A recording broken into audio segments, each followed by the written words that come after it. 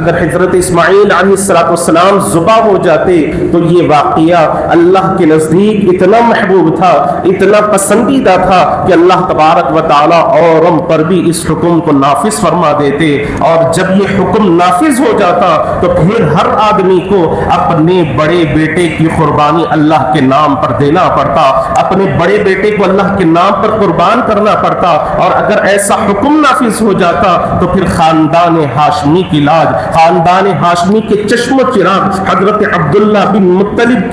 کے لختے جگر آقا کریم صلی اللہ علیہ وسلم بھی ذبح ہو جاتے، اور اگر حضور ذبح ہو جاتے تو پھر یہ کائنات بے نور، بے رنگ، بے رونق ہو کر رہ جاتی۔ السلام علیکم ورحمۃ اللہ وبرکاتہ۔ الحمد للہ رب العالمین، والعاقبۃ للمتقین، والصلاة والسلام على سید الاشرف الانبیاء والمرسلین، وعلى آلہ الطیبین الطاہرین، واصحابہ اکرمین الاکرمین اجمعین، اما بعد، فقد قال اللہ تبارک وتعالی فی القرآن المجید والفرقان الحمید، فاعوذ باللہ من الشیطان الرجیم، بسم اللہ الرحمن الرحیم، انا كذلك نجزی المحسنین، صدق اللہ العظیم۔ قال اللہ تبارک وتعالی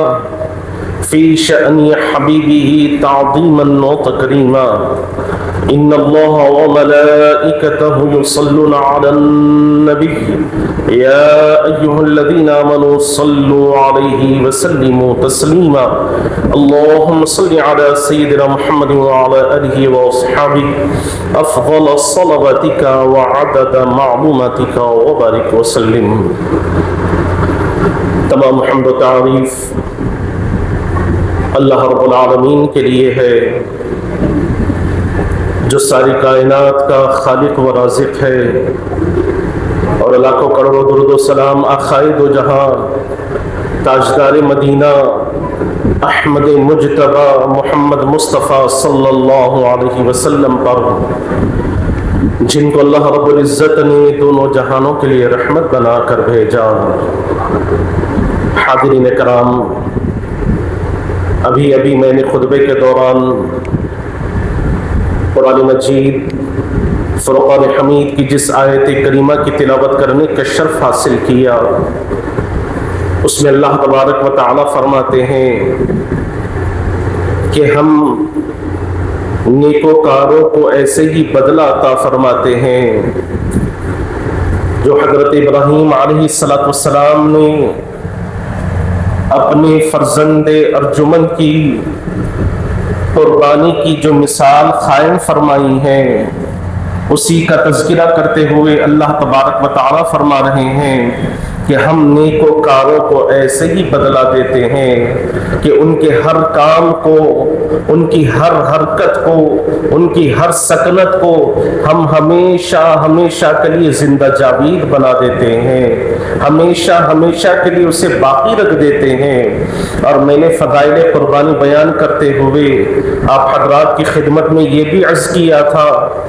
کہ قربانی صرف جانوروں کو ذبح کرنے کا نام نہیں ہے، بلکہ اس اسپرٹ کا نام ہے کہ بندہ اللہ تبارک و تعالیٰ کی بارگاہ میں یہ عرض کرتا ہے کہ مولا کریم، میری قربانی کا جانور تو ایک طرف ہے، اگر تو میری جان کا مطالبہ کرے گا، میری اولاد کا مطالبہ کرے گا، تو میں اسے بھی تیرے نام پر قربان کرنے کے لیے تیار رہوں گا، اپنی اولاد کو بھی تیرے نام پر قربان کر دوں گا، اور اپنے آپ کو بھی تیرے نام پر قربان کر دوں گا۔ یہی قربانی کی اسپرٹ ہے، یہی قربانی کا مقصد ہے۔ اور جب بندہ اس ایسی کیفیت اپنے اندر پیدا کر لیتا ہے تو پھر اللہ تبارک و تعالیٰ کا وہ محبوب بن جاتا ہے، اللہ تبارک و تعالیٰ کی بارگاہ میں وہ مقبول ہو جاتا ہے۔ حضرت ابراہیم خلیل اللہ علیہ السلام نے اسی مادے کی بنیاد رکھی، اور اس کی انتہا آقا کریم صلی اللہ علیہ وسلم کے نواسے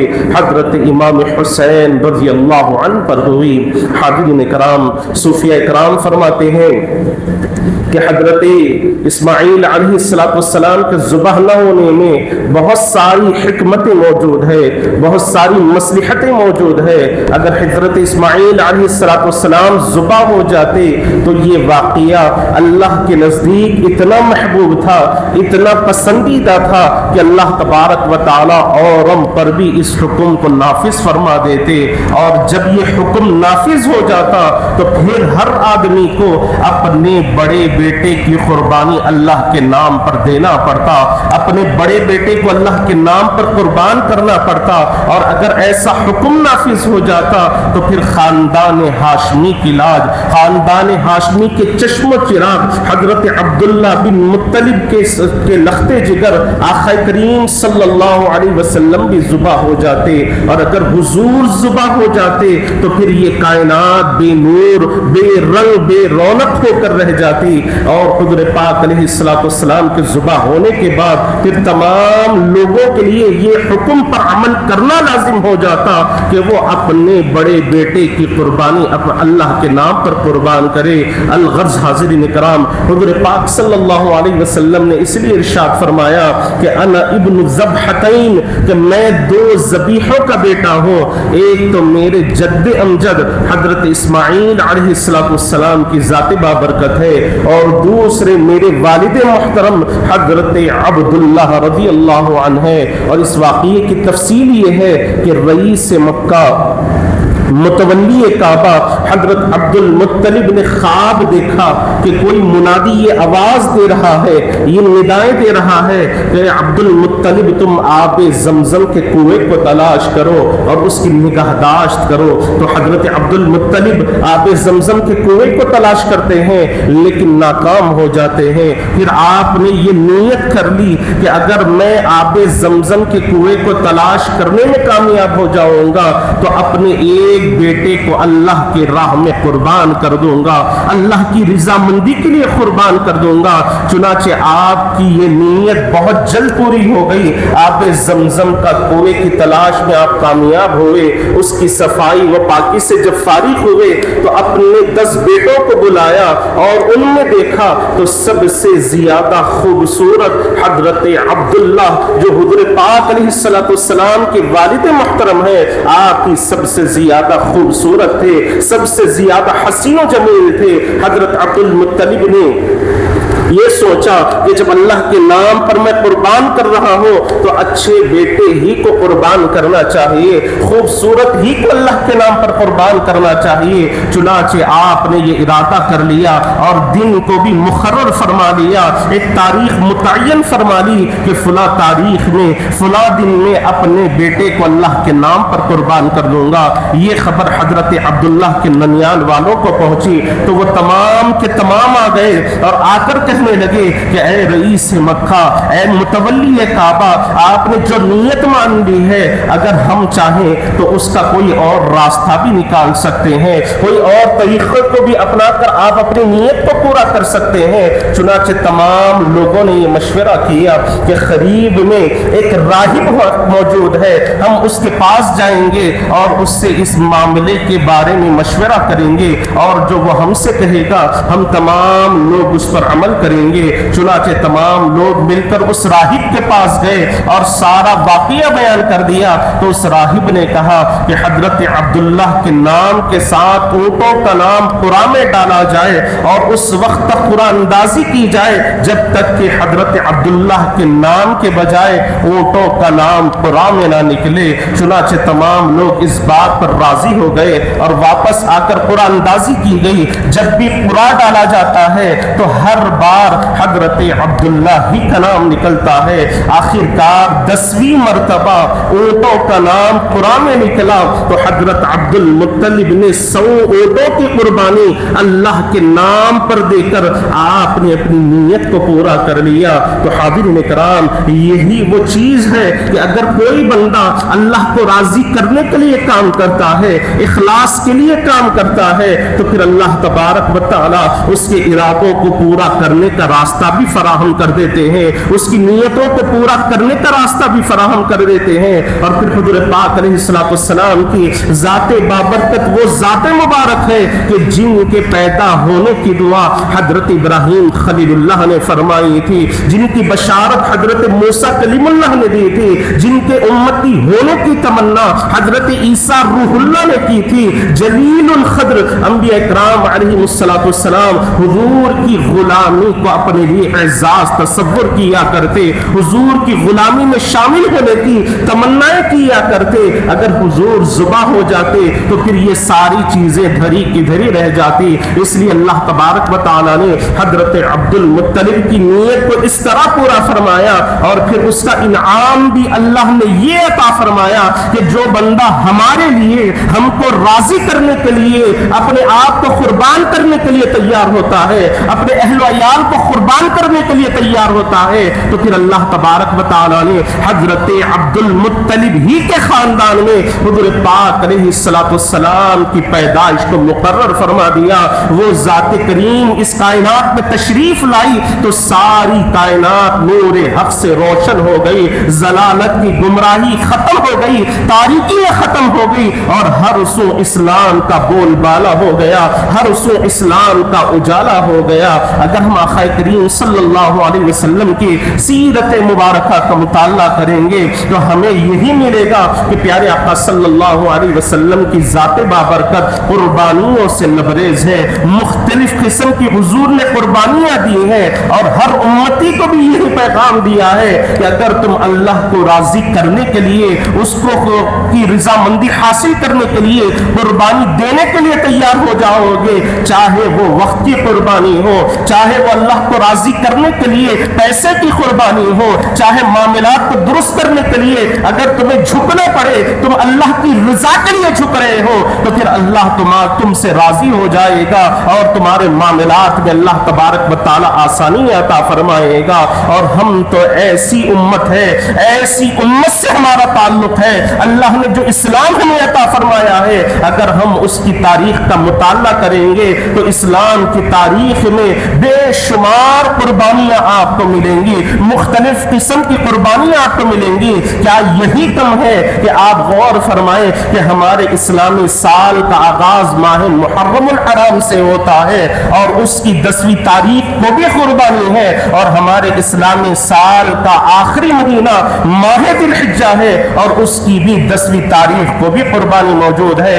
اس سے معلوم کیا ہوتا ہے کہ ہمارے سال کا آغاز بھی قربانی پر ہے، اور سال کا اختتام بھی قربانی ہی پر اللہ نے فرمایا ہے۔ تو اس سے ہمیں یہ پیغام مل رہا ہے کہ جب تک کوئی ایمان والا، جب تک کوئی ایمان کی دولت رکھنے والا، جب تک کوئی ایک مومن اللہ کو راضی کرنے کے لیے قربانی نہیں دے گا تو وہ اللہ کی بارگاہ میں مقبول نہیں ہو سکتا، اسے اللہ تبارک و تعالیٰ کا قرب حاصل نہیں ہو سکتا۔ اس لیے حضور پاک صلی اللہ علیہ وسلم نے یہ ارشاد فرمایا کہ اللہ تبارک و تعالیٰ نہ تمہارے مال کو دیکھتا ہے، نہ تمہارے قیمتی کپڑوں کو دیکھتا ہے، نہ تمہارے بڑے بڑے محلات کو دیکھتا ہے، نہ تمہارے عیش و آرام کو دیکھتا ہے۔ اگر اللہ تبارک و تعالیٰ دیکھتا ہے تو تمہاری اپنی نیتوں کو دیکھتا ہے، تمہارے اپنے اخلاص کو دیکھتا ہے۔ اگر تمہاری نیتیں اچھی ہوں گی، تمہارے ارادے اچھے ہوں گے، تمہارے اعمال میں اخلاص ہوگا،